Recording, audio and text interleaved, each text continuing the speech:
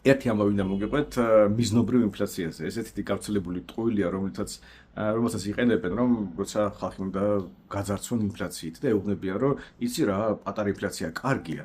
ვიღაცა ხა არის ის ამბავი და ამიტომ მიმეორებს ხოლმე ამ ყველაფერს, მაგრამ უმეტესწილად ვინც საქმის კურსია, ჩვეულებრივ ხვდებიან რაც საჭიროა ასეთი ტყული. ხო და საერთოდ გაშდა ეს ამბავი მინდა მოგიყვეთ.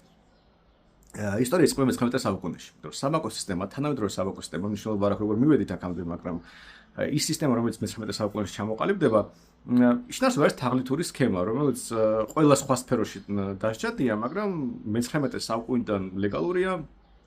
წიგნებში წერია, აღწერილია და არაფერი ხა საიდუმლო მასში არის, მარტივი იდეა დგას, რომ თქვენ რომ მიგაქვთ ფული ბანკში რომ შეინახოთ, ეს ფული კი არ ინახება ბანკში, არამედ ბანკი გასცემს ამას სესხის სახით. ამიტომ თქვენ რომ მიხვიდეთ და წამოიღოთ თქვენი ფული ანაბრიდან ან თუნდაც მიმდებარე ანგარიშიდან, ბანკს ეს ფული უბრალოდ არ ექნება და გაკოტრდება. ანუ თავის ვალდებულებას ვერც ერთი ბანკი ვერ შეასრულებს, თუ ყველა კლიენტი თავის ფულს გაიტანს.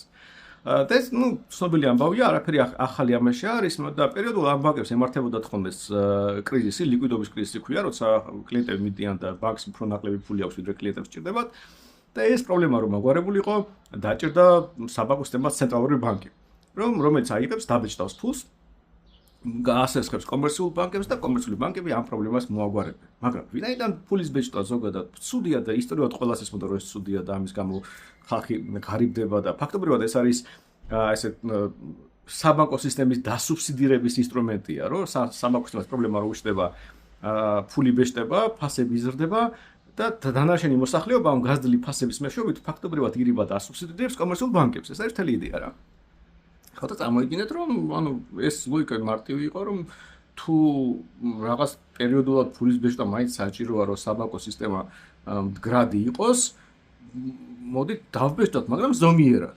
და ეს ზომიერება გაჩნდა, არანაირი რაღაც კონკრეტული რიცხვი არ არსებობს, მაგრამ ეკონომისტები ამბობდნენ, რომ ჯერ 5%-ო, მერე 3-ო, 2-ო და ეხლა რომ გადახედოთ სხვა ცენტრალურ ბანკს, იქ წერია ზოგს 1% აქვს, ზოგს 2% აქვს, ზოგს უწერია 0-დან 2%-მდე და ასე შემდეგ. ანუ იდეა ის არის, რომ უნდა დაბეჭდო მხოლოდ იმ შემთხვევაში, როცა კომერციულ ბანკებს სჭირდებათ და მართლა როცა სჭირდებათ და შეიძლება დაგვარად ესადო არ გააკეთო ეს. ამიტომაც ჩვენ კონსტიტუციაში მიწერია, რომ ეროვნულ ბანკს ორი ფუნქცია აქვს: საბანკო სისტემის სტაბილურობა და ფასების სტაბილურობა. ანუ ორ რაღაცაზე ზრუნავს სულ, იმიტომ რომ ერთი მხრივ კომერციული ბანკები ისეა მოწყობილი სამყაროში, რომ ისინი პერიოდულად გაკოტრებასთან შეიძლება ახლოს იყვნენ, ამიტომ მათ უნდა დაეხმარონ, მაგრამ ზედმეტი არ უნდა მოგივიდეს ამ ამბავში და ფული არ უნდა დაბეჭდო და მაშინ ინფლაციაც არ გაგექცევა.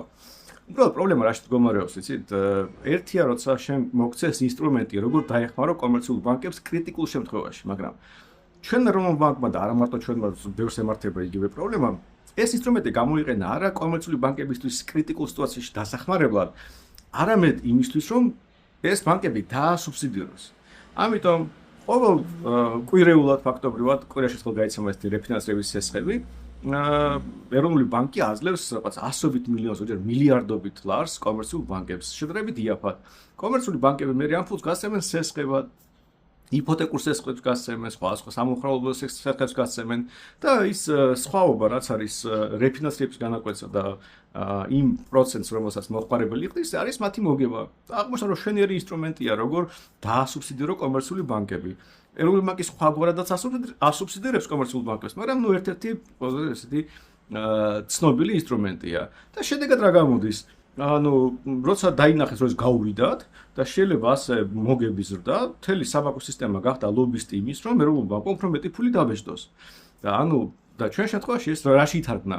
ის კი არა, რომ მოდი რაც შეიძლება ცოტა დაბეჭდებ ხოლმე კრიტიკულ სიტუაციაში და გასაგებია, რომ ამის გამო რაც ინფლაცია იქნება, მაგრამ რა ვიცი, 0% შეიძლება იყოს, 1% იყოს.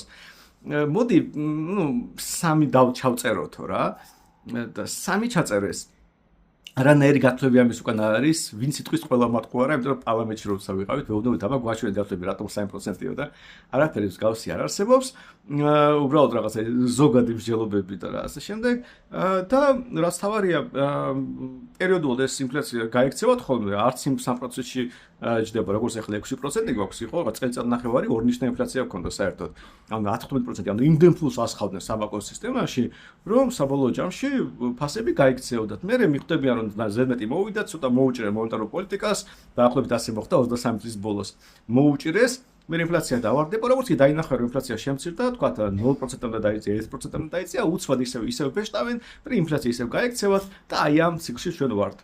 ხო და როცა ხალხი შეწუხდება და იტყვის რომ აი რა უბედურება ფასების დება და შემდეგ გამოვა ვიღაც ჭკვიანია და მე იტყვის რაღაც ინფლაცია აუცილებლად საჭირო არისო თორემ ასე როგორ შეიძლება ფასები უნდა იზრდებოდეს.